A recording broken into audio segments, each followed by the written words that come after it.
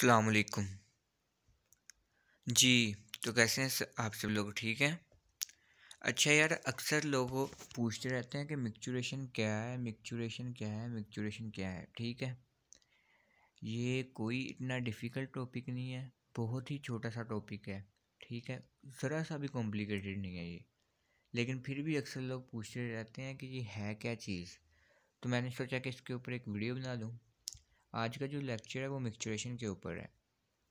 Start करते हैं। मिक्सचुरेशन है क्या? सबसे पहले आप लोग ये देखें कि मिक्सचुरेशन क्या है। मिक्सचुरेशन वो प्रोसेस है जिसके ज़रिए आप अपना यूरिनरी ब्लैडर, यानी कि जो आपका यूरिन है जिसको आप पेशाब कहते हैं उर्दू में, वो आपके ब्लैडर में जाके फिल होता है। तो ब्लैडर से जब आपको उर्ज होती है, जब आपको ख्वाहिश पैदा होती है कि आप जाके वॉशरूम करें, तो ठीक है, इस सिलसिले में जब आप जाके अपना उर्ज को कंप्लीट करते हैं, ठीक है, यूरिन को रिलीज़ करते हैं, इस प्रोसेस को कहते हैं मिक्सचुरेशन। अब देखिए यहाँ पे क्या लिखा है, micturition is the process of emptying of the urinary bladder. ये आपका ब्लैडर है, इसको जब आप फिल हो गया, ये आपको ख्वाहिश पैदा हुई है, आप बैतुलखला में जाते हैं, वॉशरूम में जाते हैं, वहाँ पे जाके हल्का होते हैं आप, तो इसका मतलब क्या है, ये मिक्सचुरेशन प्रोसेस है सारा, ठीक है। सिंपल सी चीज़ है मिक्सचुरेशन, इसको कहते हैं, कोई रॉकेट साइंस नहीं है इसमें, ठीक है। अच्छा जी, इसके दो स्टेप्स होते हैं। फर्स्ट स्टेप्स आप लोग देखें, फिलिंग ऑफ द ब्लैडर, ठीक है। पहले क्या होगा, आपकी जो किडनीज हैं ये क्या करेंगे, पानी जो आपने पिया है उसको फ़िल्टर करेंगे। फ़िल्टर करने के बाद ये पेशाब बनाएंगे, यूरिन बनाएंगे। यूरिन ये यूरिथ्रा के ज़रिए से होता होता ब्लैडर में जाएगा, ब्लैडर फिल हो जाएगा। तो इसमें क्या होगी, टेंशन, इसकी वाल के ऊपर प्रेशर लगेगा। आप एक मसाला आपको मैं देता हूँ, आप एक गुब्बारा लें और उसके अंदर पानी भरना स्टार्ट कर दें। जैसे जैसे पानी बढ़ता जाएगा तो उसके अंदर प्रेशर डेवलप होगा। इसी तरीके से इस ब्लैडर के अंदर होता है, आप इसको एक गुब्बारा ही समझिए, ठीक है। इस ब्लैडर के अंदर भी ऐसा ही होता है।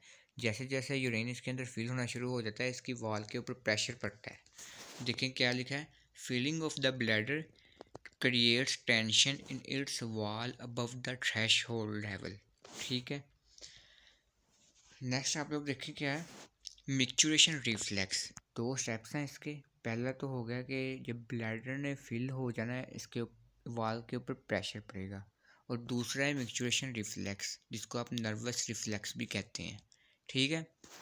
Micturition is an autonomic spinal cord reflex, autonomic spinal cord reflex है ये, ठीक है।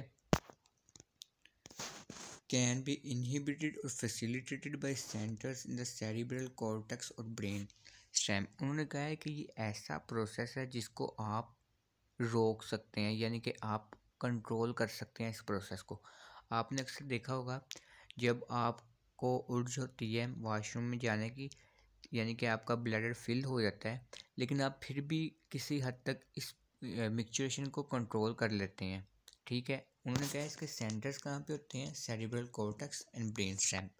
सेरिब्रल कॉर्टेक्स और ब्रेन स्टेम में, ब्रेन के अंदर जो सेरिब्रल कॉर्टेक्स है वहाँ पे इसका सेंटर है जहाँ से ये कंट्रोल होता है। और आपके अंदर स्फिंक्टर पाए जाते हैं, जो कि अब हम नेक्स्ट पढ़ेंगे, एक्सटर्नल स्फिंक्टर और इंटरनल स्फिंक्टर। इनकी मदद से आप इस प्रोसेस को कंट्रोल भी कर लेते हैं, लेकिन एक हद तक, ठीक है। नेक्स्ट स्लाइड देखें, urine drains from collecting ducts through papillary ducts and eventually to the to ureters. Peristaltic contractions of the ureters push urine into the bladder. ये देखें, ये यूरिथर है, एक ये है यूरिथर, एक ये सारा ब्लैडर है। यूरिथर उन्होंने कहा है इसके अंदर ओब्लिकली एंटर हो रहे हैं, ये देखें, ureters enter the bladder obliquely through the detrusor muscle. ये जो आपका ब्लैडर है ना, इसके ऊपर आप लोग ये देखें, इन्होंने शो करवाया हुआ है डेट्रोसर मसल होते हैं, ठीक है। और डेट्रोसर मसल के अंदर आपके यूरिथर एंटर हो रहे हैं obliquely. This is so to prevent back flow of urine when bladder contracts. जब आपका ब्लैडर कॉन्ट्रैक्ट करता है तो ये जो डेट्रोसर मसल है इसके, आपके ब्लैडर के, ये भी कॉन्ट्रैक्ट करते हैं, जिसका मकसद क्या होता है कि ये जो यूरिथर्स की ओपनिंग है ये बंद हो जाती है, ताकि जो आपका यूरिन ब्लैडर के अंदर आ गया है वो वापस पीछे ना जाए। ठीक है, ये इसका मकसद होता है कॉन्ट्रैक्शन करने का ब्लैडर के। एक ये मकसद है, और एक ब्लैडर आपका तब कॉन्ट्रैक्ट करता है जब आपने यूरिन को रिलीज़ करना होता है। As the bladder fills with urine, pressure within it compresses the openings to prevent backflow of urine। वही बात जो मैंने आपको पहले बताई है। Urethra, a small tube leading from the urinary bladder to the exterior of the body। अब आप लोग ये देखें, यहाँ पे यूरिथ्रा होता है, यहाँ पे ये यूरिथ्रा जा रहा है, यानी कि ब्लैडर के आगे जो एक्सटेंशन है वो यहाँ से यूरिथ्रा जा रहा है, जिसका काम क्या है कि ब्लैडर को एम्प्टी करना, यूरिन से एम्प्टी कर देना। ठीक है। The internal sphincter is involuntary. मैंने आपको बताया था दो स्पिंक्टर होते हैं, एक ये internal urethral sphincter, external urethral sphincter. जो इंटरनल यूरिथ्रल स्पिंक्टर है वो हमारे कंट्रोल में नहीं होता है, इनवॉलेंट्री होता है। It surrounds the opening of the bladder to the urethra and relaxes to allow urine to pass. The external sphincter is voluntary. ये जो है ये वॉलेंट्री है, ये हमारे कंट्रोल में होता है। It surrounds the urethra outside the bladder and must be relaxed for urination to occur। ये कब रिलैक्स होता है? जब यूरिनेशन अक्कर होना होता है। ठीक है। अब यहाँ पे एक लाइन लिखी है, यूरिनरी ब्लैडर कैपेसिटी एवरेज। ये देखें, ये जो येलो में लिखी हुई है 700 to 800 माइल्स, यानी कि मिलीलीटर्स, सॉरी माइल्स नहीं, मिलीलीटर्स। यानी कि आपके इन्होंने कहा है जो ब्लैडर है इसकी कैपेसिटी कितनी है, 700 से लेकर 800 मिलीलीटर तक ये यूरिन को अपने अंदर स्टोर कर सकता है। लेकिन जब 200, ये देखें नीचे क्या लिखा है, at 200 to 400 millilitre gives the feel to urinate. जब 200 या 400 मिलीलीटर इसके अंदर फील हो जाता है तो आपको अर्ज पैदा होती है कि आप यूरिन को रिलीज़ करें। स्टोर कितनी कर सकता है कैपेसिटी, 700 से 800। लेकिन जब 200 या 400 पहुंच जाती है तो आपका दिल करता है कि आप यूरिन को रिलीज़ करें। ठीक है, नेक्स्ट स्लाइड में चलते हैं। The detrusor muscle of the bladder neck is known as internal bladder sphincter. इसको इंटरनल ब्लैडर स्फिंक्टर भी कहते हैं। Contraction of the detrusor muscle can generate pressure up to 60 mmHg। ठीक है, millimeter mercury is the main factor in emptying the bladder. उन्होंने कहा है कि जब डेट्रोसर मसल कॉन्ट्रैक्ट करता है तो प्रेशर कितना होता है, 60 mmHg, और ये मेन फैक्टर है ब्लैडर को एम्प्टी करने में। Urethra passes to urethroगेनिटल diaphragm which contains layer of muscle to external sphincter। voluntary skeletal muscle can be used to consciously prevent urination। मैंने आपको पहले भी बताया था जो एक्सटर्नल स्पिंक्टर है वो वॉलंटरी स्केलेटल मसल है, और इसका काम क्या होता है, इसको हम यूज़ करते हैं टू प्रिवेंट यूरिनेशन। ठीक है, यूरिनेशन को मैंने आपको बताया भी था कि आप कंट्रोल भी कर सकते हैं, लेकिन एक हद तक, किसी हद तक, उससे आगे नहीं कंट्रोल कर सकते आप। और वो कंट्रोल किस मसल की वजह से होता है, एक्सटर्नल स्पिंक्टर, जो कि वॉलंटरी स्केलेटल मसल है। ये चीज़ आपने याद रखनी है, एमसीक्यूज़ के लिए बहुत इंपॉर्टेंट पॉइंट है कि यूरिनेशन को प्रिवेंट करने के लिए कौन सा स्पिंक्टर यूज़ होता है, इंटरनल या एक्सटर्नल। आपने कहना है एक्सटर्नल। और जो एक्सटर्नल स्पिंक्टर है वो वॉलंटरी है या इनवॉलंटरी है? ज़ाहिर बात है वॉलंटरी है, क्योंकि अगर वॉलंटरी है तो तभी तो हमारे कंट्रोल में है। वॉलंटरी का मतलब ही यही है कि जो कंट्रोलेबल है, जिसको आप कंट्रोल कर सकते हैं, जो आपके कंट्रोल में है। इनवॉलंटरी वो होता है जो आपके कंट्रोल में नहीं है। ठीक है, नेक्स्ट देखें आप। ये वही चीज़, सारी ब्लैडर्स वगैरह दिखाए हैं पिक्चर में। अच्छा जी, अब ये जो है मिक्चुरेशन रिफ्लेक्स बहुत इंपॉर्टेंट है। The process by which the urinary bladder empties, ये तो हो गया मिक्चुरेशन की डेफिनेशन। अच्छा, इसमें 3 चीज़ें उन्होंने बताई है। पहले आप पेल्विक नर्व देखें, कनेक्टिंग ब्लैडर विद एस्ट्रोएस्ट्री segments, it carries sensory signals, motor signals. Pudendal nerve, external bladder sphincter. अब ये जो ब्लैडर है इसको स्पाइनल कॉर्ड के साथ पेल्विक नर्व मिला रही है।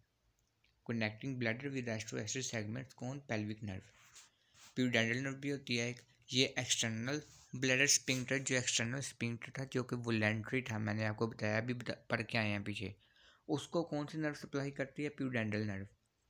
और सिंपैथेटिक नर्व्स का तो आपको पता ही है, फाइट एंड फ्लाइट में यूज़ होती है। ये देखें यहाँ पे लिखा भी, एंड वाली चीज़ आप देख लें, through hypogastric nerves innervate blood vessels and are important for sensation of fullness of bladder and pain. जब आपको ये पूछा जाए कि full sensation of fullness of bladder and pain के लिए कौन सी नर्व है, तो आपने कहना है सिंपैथेटिक नर्व, यानी कि फाइट एंड फ्लाइट के लिए सिंपैथेटिक नर्व यूज़ होती है, आपको पता ही है ये, ठीक है। पेल्विक नर्व का काम क्या था? ब्लैडर को एस्ट्रो सेगमेंट के साथ मिलाना। प्यूडेंटल नर्व किसको सप्लाई करती है? एक्सटर्नल ब्लैडर स्फिंक्टर को। सिंपैथेटिक नर्व मैंने आपको बता दिया, sensation of fullness of bladder and pain. ये थी इनर्वेशन, ठीक है, ब्लैडर की। आगे देखें, जो रिफ्लेक्स है वो इनर्वेशन थी, अब ये रिफ्लेक्स है। Spinal reflex self regenerative control by higher centres. अब ये देखें, सबसे पहले आप इस डायग्राम के ऊपर आ जाएं, मैं यहाँ से आपको समझाता हूँ। अब ये ब्लैडर है, ये आपका ब्लैडर हो गया, ये ला, ये देखें ऊपर लिखा हुआ है nerve endings sensitive to stretch. जब इस ब्लैडर ने फिल होना है, इसकी वॉल के ऊपर प्रेशर पड़ेगा तो ये स्ट्रेच होगा, ठीक है। ये देखें सिग्नल जा रहा है, ये रेड लाइन में ये सिग्नल गया, ये ऊपर जाता जाता ब्रेन में गया, सेरिब्रल कॉर्टेक्स में। अब यहाँ से सिग्नल वापस जा रहा है, ये डॉटेड लाइन में देखें, और आके ब्लैडर के ऊपर आ रहा है। ये जो सिग्नल वापस आ रहा है, इसका काम क्या है कि इसने ब्लैडर को, इसमें जो यूरिन है इसको रिलीज़ करवा देना, ठीक है। ये चीज़ है, पहले यहाँ से जब ब्लैडर के अंदर प्रेशर जनरेट हुआ, ब्लैडर स्ट्रेच हुआ, सिग्नल स्पाइनल कॉर्ड के पास गए, स्पाइनल कॉर्ड से ब्रेन में गए, ब्रेन से फिर वापस आए, और आके ब्लैडर को क्या करवाया इन्होंने? रिलीज स्क्वीज़ करवाया, रिलीज़ करवा दिया यूरिन, ठीक है। देखें लिखा क्या हुआ है? Nerve impulses to spinal cord, यानी कि जो इम्पल्सिस ब्लैडर से आई वो स्पाइनल कॉर्ड तक गई। Nerve impulses stimulate contraction of detrusor muscle की कॉन्ट्रैक्शन करवाई। Nerve impulses stimulate relaxation of internal urethral sphincter, ठीक है। Internal urethral sphincter, conscious contraction of external urethral sphincter overrides reflex micturition. मैंने आपको पहले ही बता दिया है कि जो एक्सटर्नल यूरिथ्रल स्फिंक्टर है वो कॉन्शियस होगा, वो वोलेंट्री है। कॉन्शियस का मतलब भी यही है कि आपको पता चल रहा है, आप उसको कंट्रोल कर सकते हैं। वोलेंट्री का मतलब भी यही है, ठीक है। अब ये जो एक सारा फ्लो चार्ट बनाया है, ये देख लें आप। Stretch of bladder, spinal cord में सिग्नल चला गया, डेट्रोसल मसल कॉन्ट्रैक्ट हो गए, and internal sphincter urethral sphincter relaxes हो गया। ये चीज़ है सारा, ये जो रिफ्लेक्स है। अब एबनॉर्मेलिटीज़ भी होती हैं मिक्चुरेशन की कुछ। सबसे पहले एक है एटोनिक, एक है, पहले आप एटोनिक देखें। ऑटोनोमिक भी है एक, एटोनिक भी है एक और है, वो मैं आपको बताता हूँ, 3 है इसकी। पहले आप एटोनिक देख लें। Destruction of sensory fibres from bladder to spinal cord prevents transmission of stretch signal from the bladder. इसमें क्या होगा कि जो ब्लैडर से सिग्नल्स जा रहे थे ना स्पाइनल कॉर्ड में, वो कट हो जाएंगे। ये देखें, सेंसरी सिग्नल्स जो ब्लैडर के स्ट्रेच होने से स्पाइनल कॉर्ड में जा रहे थे वो कट हो जाते हैं। जब ब्लैडर से यहाँ पे सिग्नल ही नहीं जाएंगे ब्रेन के अंदर, तो जारी बात है ब्रेन ने वापस कोई सिग्नल ही नहीं भेजना इसके पास, तो फिर क्या होगा? देखते हैं क्या होता है। Bladder control is lost despite intact efferent fibres and neurogenic connection with in the brain. ये देखने को क्या है कि ब्लैडर ने अपने सिग्नल्स खो दिए हैं, जिसके बाद क्या हुआ है? Bladder fills to capacity and overflows a few drops at a time through the urethra, overflow incontinence. क्या होगा कि ब्लैडर में से कुछ यूरिन के कुछ कतरे सिर्फ कुछ कतरे ओवरफ्लोज होना शुरू हो जाएंगे। इसको कहते हैं ओवरफ्लो इनकॉन्टिनेंस, ओवरफ्लो इनकॉन्टिनेंस, ठीक है। जब ब्लैडर से सिग्नल्स ही नहीं जा रहे तो क्या हुआ? ब्रेन ने वापस कोई सिग्नल ही नहीं भेजना, जिसके नतीजे में क्या होगा? ब्लैडर ज़्यादा फिल हो जाएगा और कुछ कतरे पेशाब के निकलना शुरू हो जाएंगे। ये है आपके पास एटोनिक ब्लैडर, ठीक है। काज इसकी क्या है? Crushing injuries to the sacral region of the spinal cord, यानी कि मतलब ये होती क्यों है एटोनिक ब्लैडर? सैक्रल रीजन की क्रशिंग की वजह से, ठीक है। Syphilis, fibrosis around the dorsal root nerve fibres, destruction of fibres, taps और सेल्स, ये सारी इसी की कंडीशंस बताई गई हैं। नेक्स्ट आप लोग देखें ऑटोमेटिक ब्लैडर। इसमें क्या होता है, caused by the spinal cord damage above the sacral region. पिछली में क्या था, सैक्रल रीजन की क्रशिंग हो रही है, लेकिन इसमें क्या है कि सैक्रल रीजन से ऊपर वाली जो स्पाइनल कॉर्ड है ना वो डैमेज हो रही है। ठीक है। Typical maturation reflexes can still occur but they are no longer control by the brain. उन्होंने कहा है कि जो मैच्योरेशन रिफ्लेक्स है ना, जो हम नॉर्मल प्रोसेस पहले पढ़ के आए हैं कि ब्लैडर से सिग्नल जाएगा स्पाइनल कॉर्ड में, स्पाइनल कॉर्ड से ब्रेन में, ब्रेन से सिग्नल्स वापस आएंगे फिर ब्लैडर में, और ब्लैडर अपना काम करके यूरिन को रिलीज़ करवा देगा। ये था एक नॉर्मल प्रोसेस। उन्होंने कहा है कि इस प्रोसेस में क्या होता है कि जो मैच्योरेशन रिफ्लेक्सेस हैं ना वो हो रहे होते हैं, बट इतने नहीं हो रहे होते कि ब्रेन उनको कंट्रोल कर सके। ब्रेन का उनके ऊपर कंट्रोल नहीं होता, लेकिन फिर भी मैच्योरेशन रिफ्लेक्स हो रही होती है। ये देखें, typical maturation reflexes can still occur but they are no longer control by the brain. वो ब्रेन के कंट्रोल में नहीं होते क्योंकि स्पाइनल कॉर्ड जो है वो इंजर्ड हुई है। सैक्रल रीजन से ऊपर जो स्पाइनल कॉर्ड है वो इंजर्ड हो गई है। ठीक है, इस वजह से ब्रेन के कंट्रोल में नहीं है, लेकिन मैच्योरेशन रिफ्लेक्सेस हो रही है इसमें। The first few days to weeks maturation reflexes are suppressed because of the state of spinal shock. If the bladder is emptied periodically by catheterization, excitability of the maturation reflex gradually increased, maturation reflex returns. उन्होंने कहा है कि अगर तो हम जो catheterization होती है ना, एक ट्यूब होती है जिसके ज़रिए से पेशाब को रिलीज़ करवाया जाता है, अगर तो हम वो यूज़ कर लेना तो कुछ दिनों के बाद हमारा ये प्रोसेस नॉर्मल हो जाता है।